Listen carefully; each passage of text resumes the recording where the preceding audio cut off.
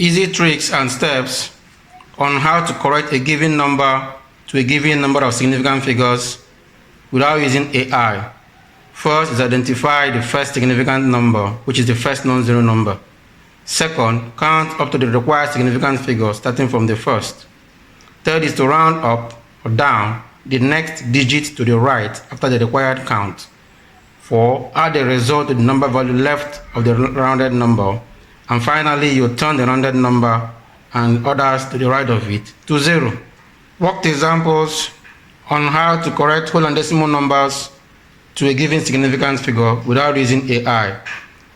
You are expected to correct 549026 to 4 significant figure and 0.00178 to 2 significant figure. The first one, we round 2 next to the fourth significant figure down to 0 because it's not up to 5, and add it to the number value before 2. So we now have 5490, and we turn 2 and succeeding numbers to 0. So it becomes 549000. In this case, we round 8, which is after the second significant number, up to 1 because the number is up to 5, and add it to the number value before the 8. So we have 0.0018, and we turn the 8 to 0 to get our final answer. Test yourself questions on approximation and significant figures of whole and decimal numbers without using AI. You are expected to round 1,084,297.0563 to the nearest million, nearest 100,000, nearest thousand, nearest 10, nearest unit, to 1 decimal place and 2 decimal places. You are also expected to correct 0.000528 to 1 significant figure and round 40.6350 to 4 significant figures.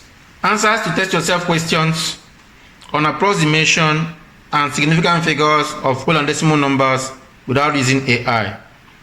Number 1, the first part, 1 million to the nearest million.